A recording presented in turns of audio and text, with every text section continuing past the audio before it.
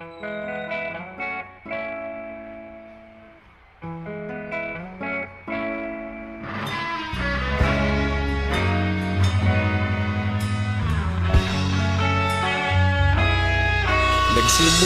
ang lahat sa eskwela, nagsama-samang 12 sa kalokohan at sa tuksuhan, hindi maawat sa isa't isa.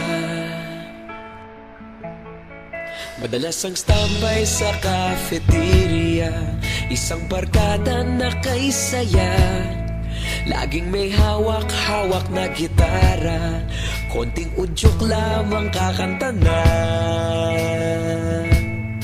Kay simple lamang ng buhay nun, walang mabibigat na suliranin, problema lamang laging kulang ang datong. Sana napunta ang panahon? Sana nga ba? Sana nga ba? Sana napunta ang panahon? Sana nga ba? Sana nga ba?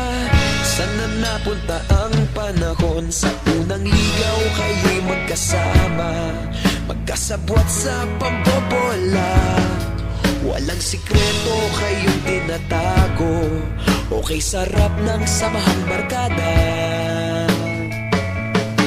Nagkawatakan na sa kolehiyo, kanya-kanya na ang lakaran, kahit minsana na lang kung magkita, pagkakaibigay hindi nawala. At kung saan na napadpad ang ilan, sa dating eskwela meron din naiwan, meron pa ngang mga ilang nawala na lang, nakakamiss ang dating samahan. Sana nga ba? Sana nga ba? Sana nga bang barkada ngayon? Sana nga ba? Sana nga ba? Sana nga bang barkada ngayon?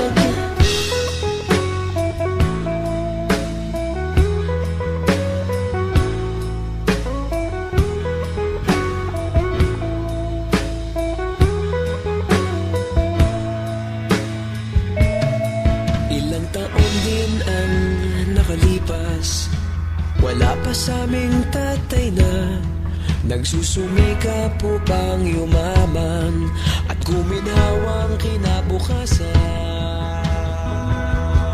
Paminsan-minsan kami nagkikita, mga naiwan at natira, at gaya nung araw namin sa eskwela, pag magkasama'y nagwawala.